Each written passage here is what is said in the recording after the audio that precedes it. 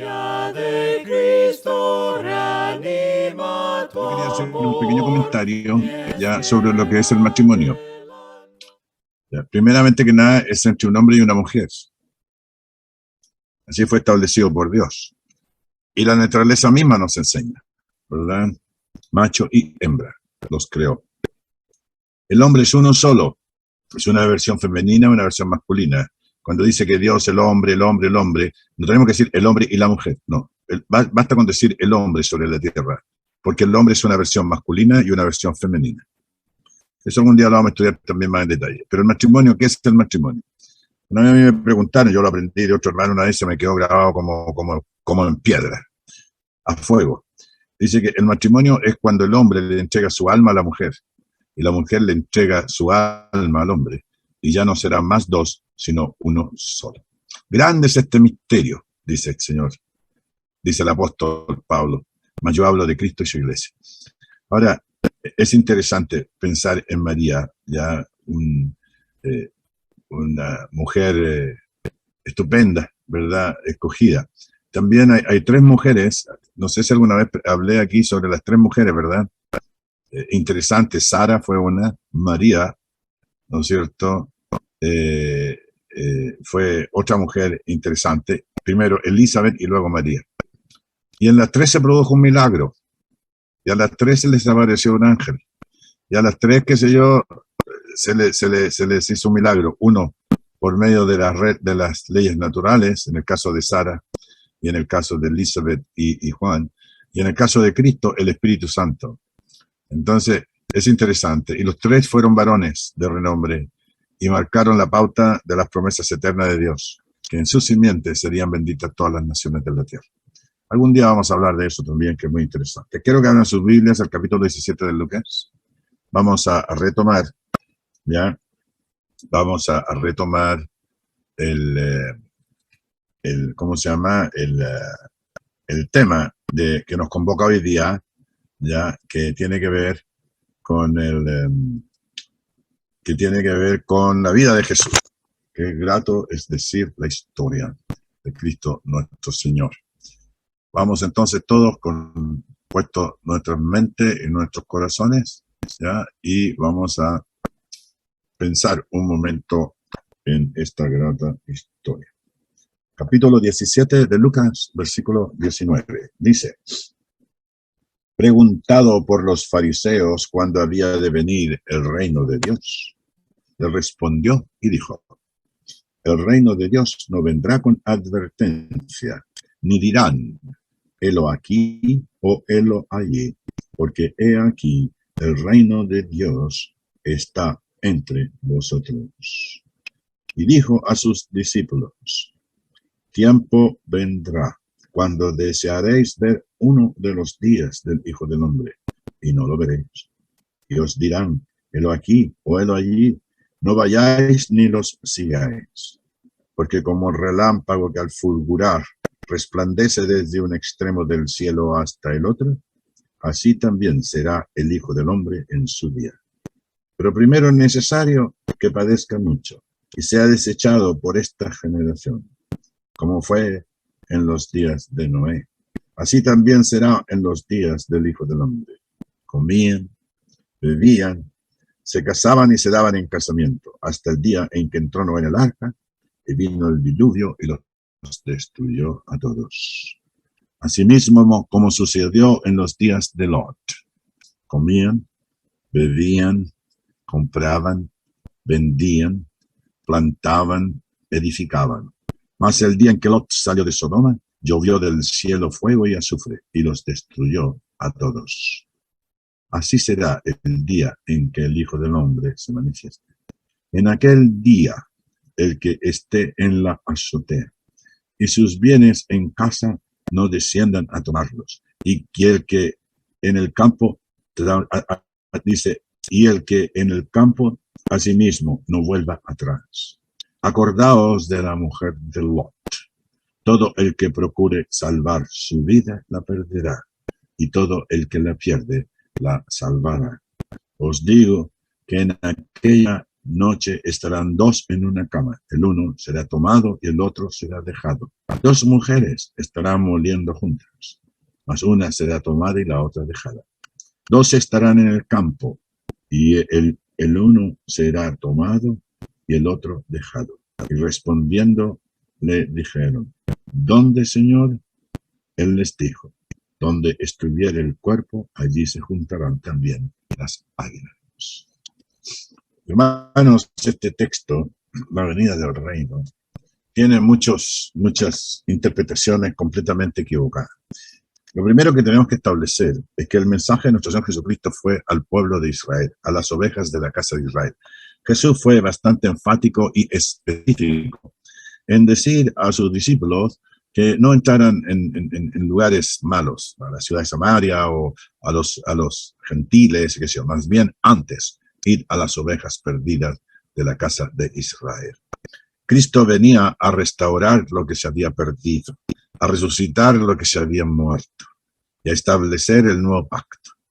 En la cena del Señor leemos en Mateo 26, Jesús dice, esta es la sangre del nuevo pacto, ya que se derrama para remisión de los pecados.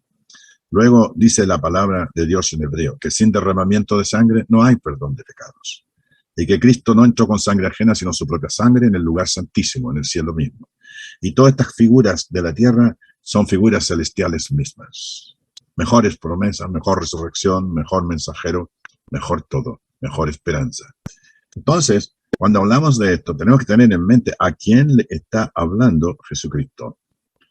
El hermano recién mencionaba una de las reglas, ¿no es cierto?, de la hermenéutica, que las palabras tienen que ser entendidas primero en su significado que tienen, y luego el contexto va a determinar el significado que esa palabra tiene. Cuando dice que estaban aquí los fariseos, que era parte de una secta conservadora dentro de la religión judía, ¿cuándo había de venir el reino de Dios? Le respondió y dijo, el reino de Dios no vendrá con advertencia. Yo quiero llamar la atención el reino de Dios. El reino de Dios indica pertenencia. Escuchen bien. El reino de Dios significa pertenencia. Y es muy claro en el libro en las Escrituras, cuando hablamos del reino de Dios, también habla que le pertenece a Dios y tiene el origen divino. Y la palabra reino, basilea, y en el contexto en que se usa en las Escrituras en forma muy diversa, pero con el mismo significado, se refiere al dominio y la autoridad de Cristo. El reino de Dios es el dominio y la autoridad de Cristo. Cristo es rey, ¿no es cierto? Vino y tiene todos los derechos, no solamente desde el punto de vista humano, sino celestial, para ser rey de Israel. Dice Apocalipsis, capítulo 17, versículo 14, creo que dice, y pelearán contra el Cordero, y el Cordero los vencerá, porque Él es el Señor de señores, y Rey de reyes, y con Él están los que son elegidos, llamados y fieles. De manera que, cuando hablamos del reino de Dios, hablamos de la pertenencia, y del origen, y de lo que significa. Ni dirán, versículo 21, he aquí o he allí, porque aquí el reino de Dios, el dominio y la autoridad de Cristo está entre vosotros. Gente igual reino, igual iglesia. La eclesía, los llamados afuera, los llamados aparte, eclesía, los llamados, la congregación, la asamblea. Vosotros, hermanos, sois la iglesia. La pertenencia significa que Cristo es el que tiene la autoridad sobre su reino. Entonces, cuando los hombres quieren cambiar eso, creen que pueden ayudar a Dios. Muchos de maneras fracasaron. Abraham, por ejemplo, porque él teniendo una hija de una sierva sería el hijo de la promesa, pero no fue así. Dios tenía otros planes. Y hay muchos ejemplos más. Cuando Saúl, por ejemplo, quiso hacer las cosas que él creía que tenía que hacer, que no se consideró a sí mismo digno de ser rey, respetado, y no obedeció a la palabra como le dice Samuel, dice que no obedeció a la palabra de Dios y lo quiso hacer como él quería. Y dice la palabra del Señor ¿ya? Voy a tratar de buscar aquí, a ver si lo puedo encontrar rapidito, ¿ya? Para leer algo aquí que es muy interesante. Es muy interesante. En la primera de Samuel, cuando él fue escogido rey, ¿se acuerdan? Que Dios lo escogió para ser rey. Muy bien. Cuando él lo escogió para ser rey, ¿ya? Le dio un mandamiento que fuera y destruyera como juicio, porque esa gente tenía que pagar lo que habían, la maldad que habían cometido con los hijos de Dios, ¿verdad? Y él les dice que vaya, pues, y destruya a esta gente. No por un capricho de parte de Dios, sino para hacer juicio de todas las abominaciones que habían cometido y crímenes antes. Dice aquí, porque como pecado de adivinación es la rebelión, y como ídolos e idolatría la obstinación. Fíjense ustedes, 1 Samuel capítulo 15, versículo 23. Como pecado de adivinación, la rebelión. Rebelarse en contra de lo establecido por Dios es como ser el pecado de adivinación, merece la muerte capital. Y como ídolos e idolatría, que también merecía la pena capital, ya la obstinación, ser obstinado y rebelde, son las características de aquellos que siempre quieren hacer las cosas conforme a su voluntad. Cristo es el Rey de Reyes. Cristo es el que tiene toda la autoridad. Y él lo dijo con tales y cuales palabras: toda autoridad me ha sido dada en el cielo y en la tierra. Los que quieren ser verdaderos hijos de Dios tienen que sujetarse a Jesucristo. Y todo lo que hacemos tenemos que hacerlo en el nombre de Jesucristo. Y no significa mencionar el nombre Jesús, sino en el nombre, en ese contexto, significa bajo la autoridad, el poder, la facultad, ¿verdad? Que le concede el conocimiento del mensaje divino entregado por Jesucristo, ratificado por el Espíritu Santo y predicado por los apóstoles. Y dice que los cristianos seguían en la doctrina de los apóstoles, que no era suya, sino la doctrina que habían recibido de nuestro Señor Jesucristo. Hermanos queridos, cuando dice la palabra de Dios, que no digan de lo aquí o lo allí, porque ya está entre vosotros. Recordemos el mensaje de Juan el Bautista. Juan el Bautista predicó y decía esta frase: arrepentíos porque el reino de los cielos se ha acercado. Jesús predicaba: arrepentíos porque el reino de los cielos se ha acercado. Y los 70 predicaban: el reino de los cielos se ha acercado. Hermanos queridos, el reino comenzó con los preparativos para la venida de Jesucristo, con la predicación de Juan el Bautista, con la manifestación gloriosa de Jesucristo mismo, y termina con la muerte de Cristo en la cruz, su resurrección y ascensión a los cielos para recibir honor, gloria y reino. Y nosotros entramos entonces en ese reino espiritual cuando aceptamos los términos y condiciones y creemos que Jesucristo es el Hijo de Dios. ¿Cuál fue la confesión de Marta? Yo creo que tú eres el Cristo, el Hijo del Dios viviente. Cuando el Señor le preguntó a los 12, ¿quién decís vosotros que soy yo? Porque los hombres decían, bueno, algún profeta, o Elías, o Jeremías, o alguno de los profetas. No, a mí me interesa, ¿quién decís vosotros que soy yo? Y Pedro habla por los otros y dice, nosotros hemos creído que tú eres el Cristo, el Hijo de Dios. Felipe le predica al eunuco, ¿verdad? En el desierto, no en el desierto, iba de camino a su casa, al etíope, en Hechos, ¿verdad? Y dice la palabra de Dios que leyendo al profeta Isaías, le preguntó el eunuco, ¿de quién dice el profeta esto? ¿De ese mismo, de algún otro? Y comenzando desde esta escritura le anunció, ¿qué cosa? El evangelio de Jesucristo, las buenas nuevas de que Cristo es el Mesías, que Cristo es el Salvador del mundo, ¿verdad? De que Cristo es el Hijo de Dios. Y él dijo, aquí hay agua. Y comenzando esta escritura le anunció el evangelio de Jesús, las buenas nuevas.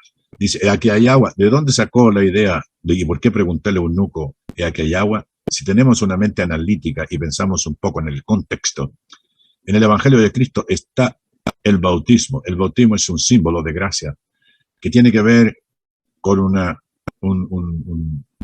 analogía de sepultura, porque o no sabéis que todos los que habéis sido bautizados en su muerte. En Romanos capítulo 6, versículo 7, porque todo el que ha muerto en el bautismo ha sido justificado del pecado, declarado sin culpa. El bautismo es para perdón de los pecados. Y entonces Pablo le pregunta al eunuco, le dice, si crees de todo corazón, bien puedes. Y él dijo, yo creo que Jesucristo es el Hijo de Dios. Hermanos queridos, el verso 21 El verso 22 dice, a los judíos. Y dijo a sus discípulos, que eran judíos, tiempo vendrá cuando desearéis, y a los judíos que estaban ahí también, a uno de los, dice, a ver uno de los días del Hijo del Hombre, y no lo veréis. Muchos de los que estaban ahí se aceptaron y lo vieron, la manifestación gloriosa de Cristo a través de su resurrección y ascensión a los cielos. En Romanos capítulo 1, versículo 4, dice que Cristo fue declarado Hijo de Dios por medio de la resurrección. ¿Qué importancia tiene la resurrección? ¿Y qué importancia tiene el bautismo como resurrección? Para que andéis en una vida nueva, para que nuestros pecados sean perdonados. Hermanos, hay muchos que enseñan del bautismo tanta cosa que no es cierta y tanta esperanza que Dios nos ofrece. Otros creen que son salvos por la fe solo, otros creen que el bautismo no es necesario, otros creen simplemente que Dios es tan amoroso que nos va a salvar de todas maneras. Hermanos, no seamos, ¿verdad?, obstinados y no seamos rebeldes a la palabra de Dios como lo fue Saúl. Dice la palabra de Dios al Hijo del Hombre. Quiero decir algo aquí, lo quiero repetir todas las veces que aparezca esta palabra, porque me parece que es muy interesante. A Jesucristo hay tres maneras de referirse. Se refiere como el Hijo de Dios, el Hijo de David, Hijo de Dios, Hijo del Hombre. Y cada uno de esas expresiones tiene un significado muy profundo y muy cierto, muy doctrinal, muy teológico, muy doctrinal en el sentido de la esencia misma de Jesucristo.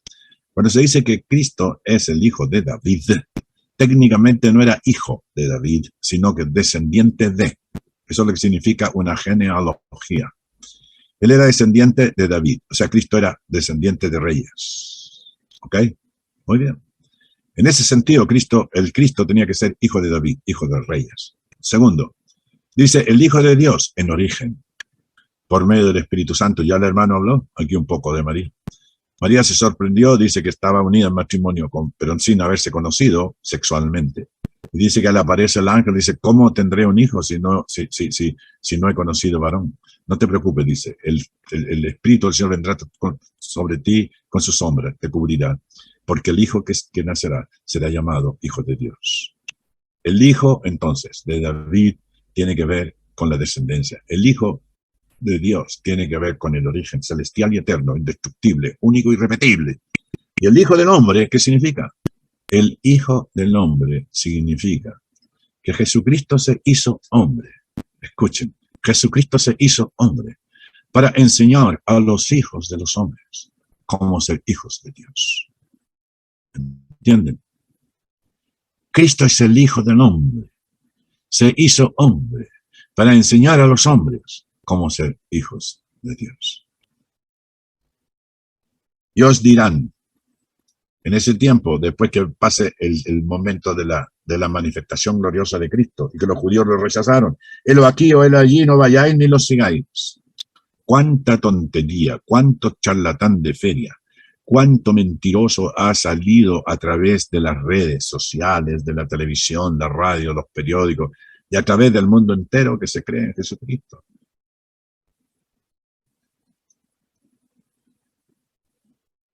Sigue el Señor con su tema y se salta lo que sigue. Dice, pero primero es necesario que padezca mucho y sea desechado por esta generación. Yo tengo subrayado aquí, por esta generación. Dice Cristo, toda generación mala y perversa demanda Señor. Toda generación mala y perversa. Pedro dice en Hechos capítulo 2, sed salvo de esta perversa generación. Toda generación que vive de espalda, ignorando a Cristo, a Dios, su palabra, es una generación mala y perversa. Vosotros estáis en el mundo, le dice Cristo, pero no sois del mundo.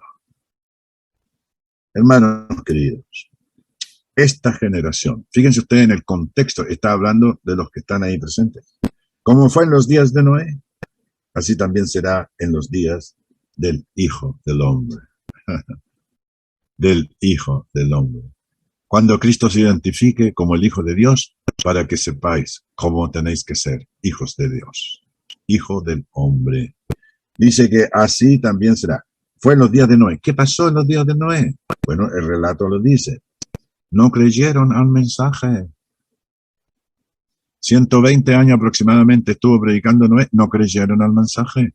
Y cuando empezó a llover, el Señor cerró la puerta y todo, y empezó a llover y a llover y a llover y no paraba, y la gente empezó a arrepentirse, pero ya se había terminado la misericordia de Dios. El ángel había cerrado la puerta. Y el único que puede abrir es Dios. Aunque ellos llamaban desesperadamente, tuvieron la ocasión, la oportunidad de oír el mensaje, de creer y de arrepentirse y hacer la voluntad de Dios, pero no lo hicieron. Menospreciaron la gracia, que es un regalo de la salvación de Dios, y perecieron todos. Comían, bebían, se casaban. ¿Les parece familiar esas expresiones? Hoy día hablan mucho de bebida, de comida, de casamiento. La reina de Chile se volvió a casar por tercera vez. Y se daban en casamiento hasta el día en que entró el Señor en el arca y cerró la puerta. Y vino el diluvio y los destruyó a todos. Así va a pasar con ustedes, pueblo de Israel. Recordemos nosotros que había una profecía de un nuevo pacto. Luego en el libro de Hebreos dice: habiendo Dios hablado de muchas maneras en otros tiempos a los profetas, en estos postreros días nos ha hablado por el Hijo. ¿Cuáles son los postreros días? ¿El 2022, el 1800, el 1500 o los años que ya estamos en los últimos días? Dice la gente que ignora la palabra de Dios. No. Dice la palabra del Señor en Hebreos, lo dice clarito. Dice que Dios, habiendo hablado de muchas formas y maneras en otros tiempos a los padres por los profetas, en estos postreros días, los últimos, el fin del sistema judío de religión. Comenzó el nuevo pacto. Comenzó el nuevo orden, comenzó la nueva adoración, la verdadera, digamos, espiritualidad, porque Dios no necesita una tierra, no necesita edificios, Él no habita en templos hechos por manos de hombre, Él no necesita nada excepto la conciencia espiritual y moral que tenemos en nosotros, porque somos hechos a imagen y semejanza de Dios. Asimismo, como sucedió en los días de Lot, otra vez se repite la historia. ¿Qué pasó? Lot también. Fueron y Lot tenía que haber predicado y estaba cerca en el encinar de Manre, en Los Ángeles, cuando se toparon con Abraham y el ángel del Señor se quedó en presencia del Señor, de Abraham, y los otros dos varones siguieron. ¿Y qué es lo que pasó? Comían. ¿Les parece familiar? Bebían. ¿Les parece familiar? Compraban. ¿Les parece familiar? Vendían. ¿Les parece familiar? Plantaban, ¿les parece familiar? Y edificaban, ¿les parece familiar? Mas el día en que Lot salió de Sodoma, llovió del cielo fuego y azufre, y los destruyó a todos. Así será. Ustedes, pueblo de Israel, que no nos quieren escuchar, y tiene doble aplicación, hoy día, bajo la ley de Cristo, va a pasar lo mismo. Todos los que no oyen el mensaje, como los que no lo oyeron en Noé, en el tiempo de Noé, los que no lo oyeron en el tiempo de Lot, y otros más semejantes, van a perderse para siempre. Cristo es la única respuesta, Cristo es el único camino, Cristo es la única esperanza. Así será el día en que el Hijo del Hombre, aquel que se identificó con nosotros para enseñarnos a los hombres como ser hijos de Dios, se manifiesta. Se va a manifestar, ¿verdad?, en el sentido de morir, resucitar y ascender y sentarse en el trono de Dios y comenzar su reino. Empezar el nuevo orden, el nuevo pacto. Ya no el pacto del Antiguo Testamento, porque todos los que son de la fe de Abraham son hijos de Dios. ¿Y cuál es la fe de Abraham que le fue contada con justicia, como justicia? Porque él creyó. ¿Y qué creyó? ¿Cuál fue la fe que creyó y que salvó a Abraham? Lo que le dijo el ángel del Señor: en tu simiente serán benditas todas las naciones de la tierra. ¿Y qué dice Gálatas 3:16? No dice las simientes, como si hablase de muchos, de un pueblo como Israel carnal, sino, ¿verdad?, la simiente, la cual es Cristo. Lo dice con tales y cuales palabras. Entonces no hay equívoco de lo que significa. En aquel día, ¿cuál día? La palabra día tiene muchos significados en la Biblia, pero aquí tiene que ser entendido en su contexto. Quiero que hablen conmigo, vamos a hacer un ejercicio muy cortito, ya que a veces la gente se confunde un poco porque ignoran el significado de las palabras. Busquen el libro de Juan, capítulo 14.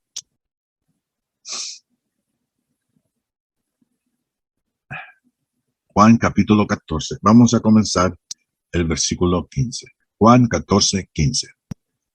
Dice, si me amáis, hablando a los 12, acuérdense que en el verso Juan capítulo 14, versículo 5 dice, le dijo Tomás. En el capítulo 14, versículo 8, Felipe le dijo. Y luego en el capítulo 14, versículo 22, le dijo Judas. O sea, está hablando a los 12, ¿verdad? Porque Tomás, Felipe y Judas, Celote, ¿verdad? Era ¿cómo se llama? Judas Tadeo, era apóstol. Si me amáis, dice Cristo, guardad mis mandamientos. Y yo rogaré al Padre, versículo 16, y os dará otro consolador. Se llama luego el versículo 26, más el consolador, el Espíritu Santo. Se llama el Espíritu de verdad, versículo 17. 14, 17 dice, el Espíritu de verdad, al cual el mundo no puede recibir, porque no le ve, ni le conoce. Los del mundo, los que no aceptan a Jesucristo. Pero vosotros le conocéis, dice a los 12, porque mora con vosotros y estará en vosotros. Mora de una manera ahora, pero luego morará como tiene que morar. No os dejaré huérfanos. Versículo 18, 14, 18. Vendré a vosotros. ¿Cómo vendría? Espíritu Santo. Dice el versículo 19.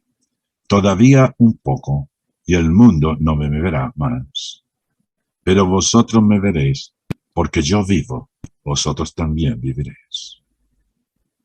Qué emocionante. Y dice el versículo 20, en aquel día, vosotros conoceréis que yo estoy en mi Padre, y vosotros en mí, y yo en vosotros. ¿Qué día? El día de Pentecostés. El día en que vendría el Consolador, el Espíritu Santo, el Espíritu de verdad, y que les enseñaría todas las cosas, y os recordará todo lo que yo os he dicho. Versículo 27, la paz os dejo, mi paz os doy. Yo no os la doy como el mundo la da. No se turbe vuestro corazón, ni tenga miedo. Qué hermoso, qué emocionante. Es como se tiene que entender las Escrituras. Y así no nos vamos a equivocar. Sigamos, volvamos por favor a Lucas, capítulo 17 y versículo 31. En aquel día, ¿cuál día? El día en que Cristo venga en la gloria y se manifieste y todo lo demás, y como resultado la destrucción de Jerusalén porque no aceptaron a Cristo. En aquel día, el que esté en la azotea, ¿cuál día? El día de la destrucción de Jerusalén. Y sus bienes en casa, no descienda a tomarlos. Y el que en el campo a sí mismo no vuelva atrás. No habrá oportunidad ya para ser salvo. Los que oyeron el mensaje de la destrucción de Jerusalén, ya, y que dice Cristo que Él destruirá este templo y lo reconstruirá, hablando de su resurrección. Pero luego, del fin del sistema judío de religión. Dice la palabra, todo el que procure salvar su vida, la perderá, y todo el que la pierde, la salvará. En el momento, ¿verdad? En las circunstancias que estarían rodeados, ¿verdad? Bajo la destrucción de Jerusalén, los que hoy creyeron, huyeron a los montes, no entraron a la ciudad, etcétera, etcétera, etcétera. Y los que no, pues mire, cuidado con esto. Y les dijo, además, acordaos de la mujer de Lot. Acordaos de la mujer de Lot. Hay 3 textos que ustedes pueden anotar ahí. Anoten, por favor. Génesis 19, 26. Génesis 19, 26. Lucas 9, 62. Y Hechos 7, 39. Dice la palabra de Dios que todos los que ponen la mano en el arado y miran atrás no es apto para el reino de Dios. Para ser parte del dominio y la autoridad de Cristo, los que vuelven atrás a su religión antigua, a su vida antigua, hoy día los cristianos, a volver atrás como el perro que vomita y se come su propia comida antes que se enfríe, qué sé yo, que es repugnante, pero es así. Los del arado, los que ponen la mano en el arado. Pero primero, la Génesis, Lot. La mujer miró atrás, lo que estaba dejando. ¿Y qué pasó? Se murió. Quedó convertida en estatua de sal. Los del arado no son aptos para el reino de Dios. Los que ponen la mano en el arado miran hacia adelante. Los que conocen la agricultura saben lo que les estoy hablando. Yo vivo en un área agrícola y yo sé de qué estoy hablando. Cuando se pone la mano en la mancera, que es de donde se agarra el arado, y va tirando los bueyes o el caballo, y ahí va, que sí, tú tienes que mirar hacia adelante, nunca hacia atrás, en el orden espiritual y moral. Y luego en Israel, lo mismo. Dice Hechos 7:39 en el sermón de nuestro hermano Esteban, dice, y los israelitas murieron y se volvieron en sus corazones a Egipto, de donde el Señor los había sacado para ser hijos de Dios, para ser el pueblo prometido y alcanzar todas las bendiciones y promesas de Dios. Miraron hacia atrás. ¿Y qué pasó? Todos murieron en el desierto y no entraron a la tierra prometida. Una analogía. Hoy día la iglesia está caminando en el desierto. No miremos atrás. Estamos arando, no miremos atrás. Estamos saliendo de Sodoma y Gomorra, no miremos atrás. No hacer cosas que quedemos convertidos en estatua de sal, o seamos desechados y quede mal a todo, o en nuestros corazones volvamos a Egipto, al pecado, la maldad, la ignorancia y lo demás. Entonces, dice el Señor, dice, os digo que en aquella noche, ¿cuál noche? De la destrucción de Jerusalén. Dice, estarán dos en una cama, el uno será tomado y el otro será dejado. No servirá donde está. Dos mujeres estarán moliendo juntas, la una será tomada y la otra dejada. Dos estarán en el campo y el uno será tomado y el otro dejado. Y respondiendo, le dijeron, ¿dónde, Señor? Esta pregunta es fundamental. ¿Dónde, Señor, será eso? Cristo dice, y les dijo, donde estuviere el cuerpo, allí se juntarán también las águilas. Una ave de rapiña que come cadáveres, come muertos. Hubo una nube de animales de rapiña de todo tipo, que cuando se peleaban entre ellos subían y no se vio el sol durante meses, y llenaron sus vientres con la carne de los que murieron en la destrucción de Jerusalén. Hermanos queridos, termino con el capítulo 18, verso 1, diciendo, también le refirió Jesús una parábola sobre la necesidad de orar siempre y no desmayar. Eso lo veremos la próxima vez, si el Señor lo permite. Orar siempre y no desmayar. Jesús, orar siempre y no desmayar. No importa lo que suceda, no importa lo que pase. Él nos dejó un ejemplo, Él es el Hijo del Hombre. Jesús es el Hijo del Hombre. Para enseñar a los hombres cómo ser hijos de Dios. Que el Señor les bendiga a todos.